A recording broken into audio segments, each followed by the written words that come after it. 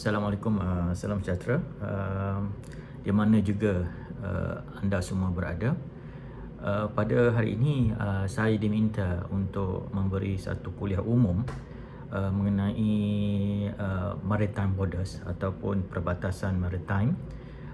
Tapi dari segi sub judulnya, saya lebih melihat kepada maritime borders dari segi di antara international law versus international relation, perspektif hukum international dan juga hubungan international, kerana ini adalah saling kait berkait, ya. Kita tidak dapat meleraikan di antara keduanya, kerana apa-apa hukum international juga dari segi implementasi, enforcement dan sebagainya harus juga dikaitkan dari perspektif politik international itu sendiri. So kita akan melihat, saya akan bahagikan kepada sekurang-kurangnya dua bahagian. Pertama, untuk memahami isu-isu tentang perbatasan maritime di seluruh dunia, kita harus melihat dan memahami tentang United Nations Convention of the Law of the Sea ataupun dipanggil UNCLOS. Kemudian kita lihat kepada beberapa kasus, terutamanya kasus yang membabitkan masalah perbatasan maritime di antara negara-negara di rantau Asia Tenggara, dan juga saya bagi satu contoh lagi di Eropah. Dan kemudian kita lihat kepada pula bagaimana politik itu sebenarnya memainkan peranan yang amat berpengaruh di dalam menentukan tentang isu-isu berkaitan dengan perbatasan maritime ini. So dari satu segi kita tidak dapat lagi daripada membicarakan tentang UNCLOS, United Nations Law of the Sea. Tapi sebelum itu saya ingatkan bahawa video ini juga akan dikepilkan bersama dengan PowerPoint presentation saya. So bolehlah anda semua apabila menonton video ini dan juga dalam waktu yang sama melihat saya punya PowerPoint, kerana itu lebih jelas, terang dari segi diskusi yang kita akan discuss tentang border maritime ini. So pertama, kita harus faham tentang UNCLOS, ya. UNCLOS adalah satu-satunya undang-undang yang telah dipakai lebih daripada 168 buah negara, terutamanya negara-negara yang mempunyai perairan, mengenai laut dan sebagainya, perbatasan laut. So mereka harus menjadi signatory kepada ini, UNCLOS. UNCLOS ini terbagi kalau kita lihat kepada sejarah UNCLOS sebenarnya ada tiga. Satu, UNCLOS pada tahun 1986 ini dikali sebagai UNCLOS 1, dan UNCLOS kedua tahun 1960, dan tapi UNCLOS yang kita terima pakai pada ketika inilah UNCLOS yang telah ditandatangani dan diratify pada tahun 1994. So ini dikenali sebagai UNCLOS 3. So apa-apa yang kita bincangkan tentang isu perbatasan maritime pada masa kini, pada masa contemporary ini, kita sebenarnya refer kepada United Nations Convention of the Law of the Sea yang ketiga, ya. UNCLOS pertama 1956 itu tidak banyak negara yang menandatangani, dan banyak perkara-perkara teknis yang tidak dapat diselesaikan. Kemudian diwujudkan juga UNCLOS pada yang kedua pada tahun 1960, tapi pada ketika itu juga tidak ramai yang menandatanganinya.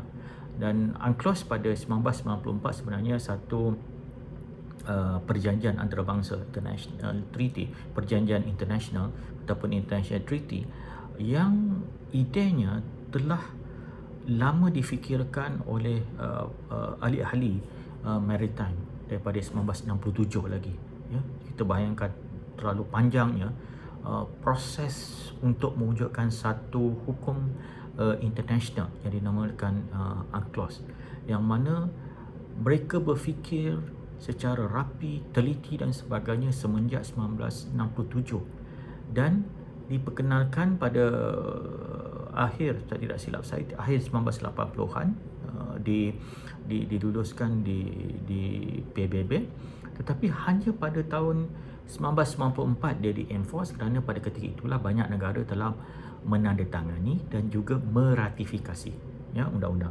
So untuk sesuatu negara, sesuatu undang-undang hukum antarabangsa itu untuk menjadi efektif, ia mesti ditandatangani, bukan saja ditandatangani tetapi juga harus diratifikasi. So diratifikasi juga harus mendapat kelulusan daripada parlimen negeri masing-masing. So UNCLOS mempunyai 27 part ataupun bahagian, ya, 27 part, dan mempunyai 320 artikel, jadi yang detail, ya. Tapi bahagian yang paling penting adalah bahagian yang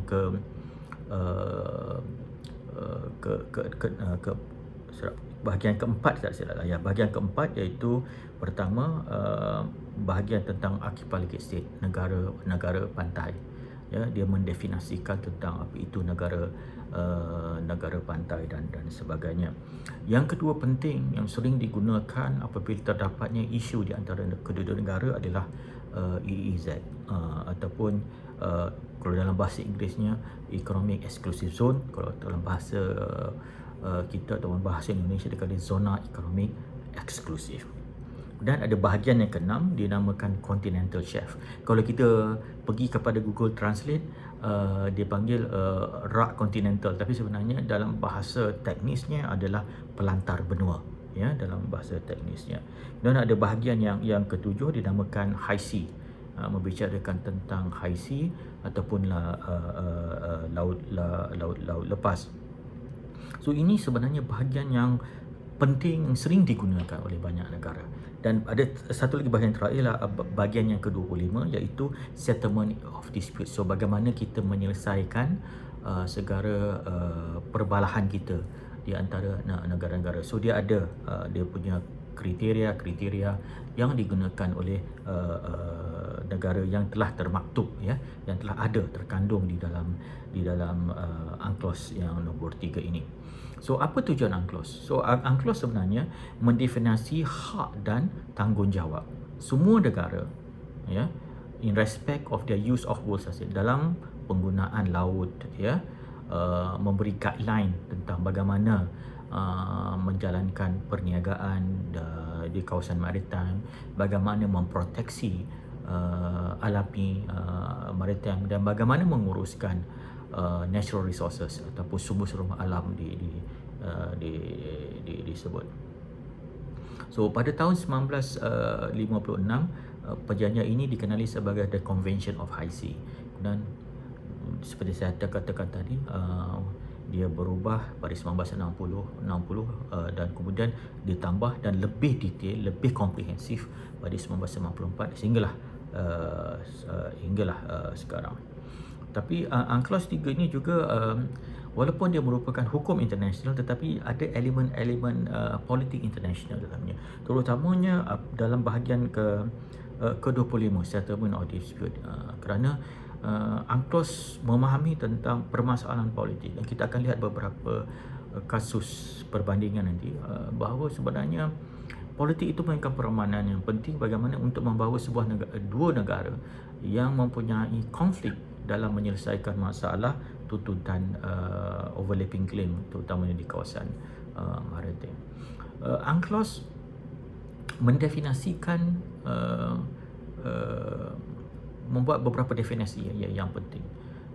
Pertama, UNCLOS mengatakan apabila kita membicarakan tentang keadaan air, laut ni air ni ada dua beza dia. Satu air yang di laut, satu air di darat. Air di darat ni apa? Air di darat ni dikenali sebagai internal waters. So internal waters ni terkandung dalam apa? Dalam danau, ya, dalam sungai dan sebagainya.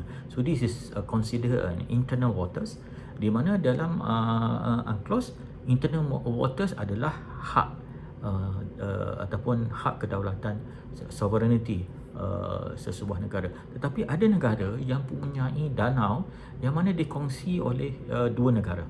So mereka mempunyai sempadan. So dari sini selalunya adalah di mana kedua negara bersetuju dari segi bagaimana untuk membahagikan apa dikatakan perbatasan kedua-duanya. Contoh yang paling jelas adalah di Great Lakes di antara Amerika Syarikat dan Kanada. So bagaimana mereka sebenarnya mengikut sejarah bagaimana mereka membahagikannya. Satu lagi konsep yang paling penting dalam UNCLOS adalah territory sea. Ataupun laut, teritori laut, ya, teritori laut. Teritori laut ni ia adalah hak kedaulatan yang dimiliki, ya, hak kedaulatan yang dimiliki oleh sebuah negara dalam area maritime-nya, daripada pesisiran pantai, ya, daripada pantai yang darat yang memisahkan perbatasan antara darat dan air di laut, sehinggalah berapa jauh ke laut. So itu selalunya so dalam UNCLOS telah didefinisikan bahawa hak sesebuah negara itu dalam territory sea-nya adalah 24 nautical miles.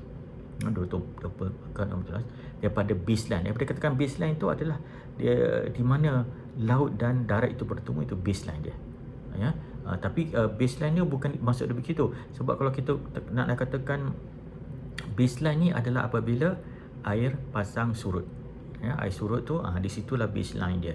Kerana kalau kita katakan baseline tu apabila air pasang, tu sukarlah kita nak ini. Sebab apabila air pasang, apabila darat bertempur dengan air pasang, bermaksud di sini dia boleh claimnya semakin kurang di laut, ya, sehingga 24 nautical miles. So dia selalunya pada air surut. Ini yang juga dijelaskan dalam beberapa keputusan hukum, terutamanya dalam isu Pulau Batu Putih di antara Malaysia dengan Singapura, di mana ICJ ataupun Mahkamah Keadilan Antarabangsa mengatakan bahawa apabila kita membicarakan tentang border ataupun tentang perbatasan pada sesuatu pulau itu, ialah apabila air pasangnya surut di situ. So dia kata it's a baseline usually mean low water. So apabila air itu surut dalam sesuatu pantai tersebut. Satu lagi apabila kita membicarakan territory sea adalah safe passage. Ya. Walaupun katakanlah bahawa kita mempunyai kedaulatan terhadap 24 nautical mile itu, tapi negara yang memiliki kedaulatan itu harus membenarkan, ya, harus membenarkan kapal-kapal untuk lewat di dalam perairan territory, water territory-nya. This is for the purpose apa dikatakan innocent, ya, innocent ataupun transit passage. So yang ini dari segi kedaulatan ini juga, dia juga merujuk juga kepada airspace, ya. Airspace maksudnya hak kedaulatan di kawasan udara, ya. So hak kedaulatan udara kita juga transcend melebihi sehingga 24 nautical mile dan naik ke atas, ya. Satu lagi adalah konsep maritime delimitations, ya. So ini adalah satu konsep yang digunakan sebagai satu adjustment, ya, to maritime boundary. Susah saya nak mencari apa dikatakan translation kepada ni. Dalam bahasa Melayu pun tak ada, dalam bahasa Inggeris pun tidak ada. Mungkin kita lihat kepada beberapa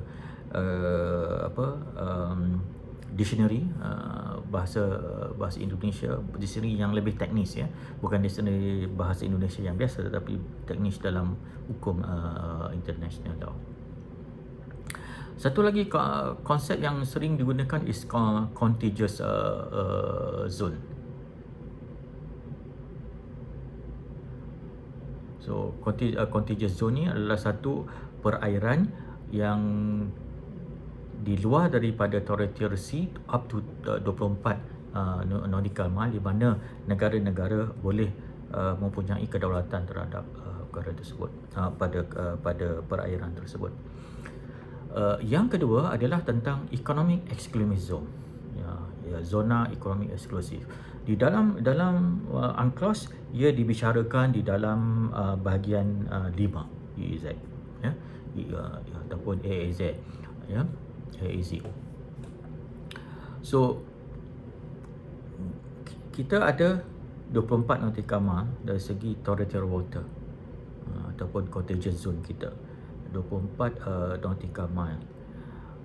Kemudian dia boleh extend sehingga 200 nautical mile, ya, yang mana sehingga 200 nautical mile ini adalah zon yang dikatakan zon ekonomi eksklusif, ya. Saya nak balik kepada konsep maritime jurisdiction ya. Kedaulatan kita, ya, sehingga 24 nautical miles, ya. Tetapi dalam 24 nautical miles itu dibahagikan kepada dua. Satu dikatakan territorial water. Territorial water itu adalah 12 nautical miles. Kemudian another 12 nautical mile itu dikenali sebagai contagious zone.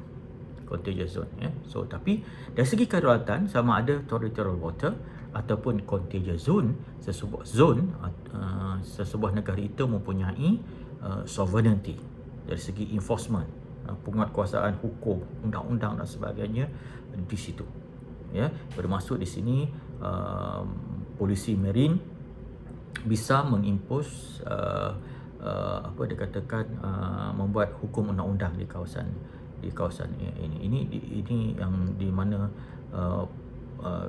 kekuasaan pihak polisi ataupun dalam sesetengah negara mereka menggunakan satu lagi aparat keamanan yang dikenali sebagai saya lupa setakat ni nanti kita kembali apa yang saya lupa perkataan yang di aparat yang itu. Satu lagi adalah economic exclusive zone. So selepas 24 nautical mile antara territorial sea dengan contagious zone itu, ada dikatakan 200 nautical miles yang dikenali sebagai economic exclusive zone ataupun zona ekonomi eksklusif, ya. So ia merangkumi seabed, subsoil dan water column di dalam ekonomi dan ekonomi eksklusif zone. Di sini apakah signifikannya zona ekonomi eksklusif ini, di mana sesebuah negara itu mempunyai jurisdiksi, kedaulatan untuk mengambil resources, sumber-sumber alam yang ada di kawasan EEZ yang mana negara lain tidak boleh. Nah, di sinilah di mana dia memproteksi resources dia yang ada. Tapi untuk mengatakan kedaulatan adalah 24 nautical miles itu. Tetapi untuk resources di mana negara lain tidak boleh masuk adalah di kawasan 200 sehingga 200 nautical miles selepas 24 nautical miles itu.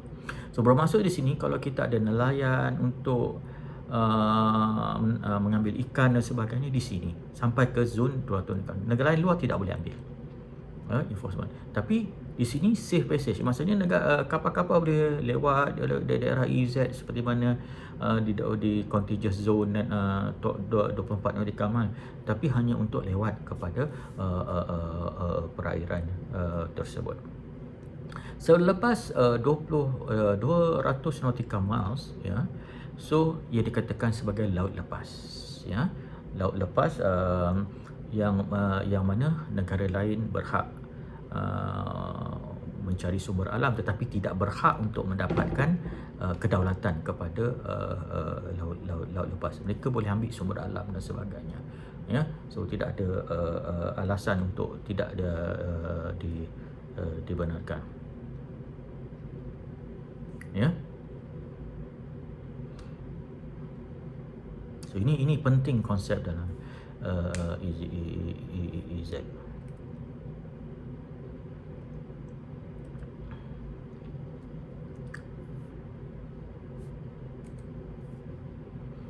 Tapi ada beberapa permasalahan apabila kita membicarakan tentang bagaimana kita nak mengukur jurisdiksi maritime kita. Kerana banyak negara akibat daripada definisi ini, sebenarnya banyak negara di dunia berhadapan dengan overlapping, ya, dia panggil tuntutan bertindih, ya. Kerana mungkin satu negara, batas antara satu negara, batas perairan dari satu negara dengan satu negara lain itu tidak banyak beza, tidak jauh.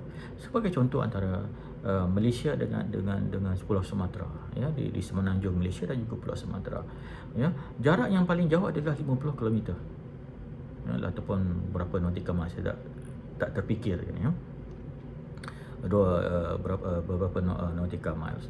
Okay, so kalau 50 nautical miles kan, 50 nautical miles. So bagaimana kita ingin membahagikan 50 nautical miles antara semenanjung Malaysia dengan Sumatera.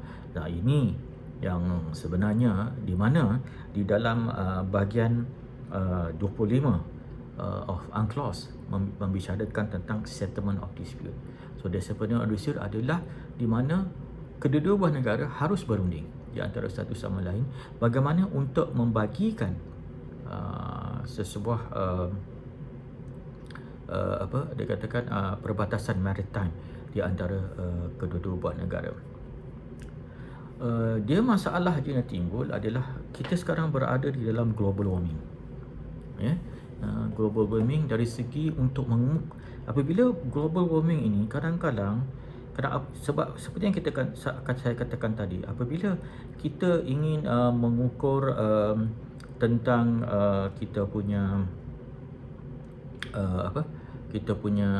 territorial sea baseline dan contiguous zone, kita mengukur apabila air pantai surut, ya. Tetapi apabila berlakunya global warming, ya, kadang-kadang air surut itu makin jauh keluarnya. So apabila makin jauh keluarnya, bermaksud di sini bahawa dia akan menyebabkan bahawa sesebuah negara itu boleh mengklaim, ya, lebih panjang lagi dia punya EEZ dan juga dia punya continental apa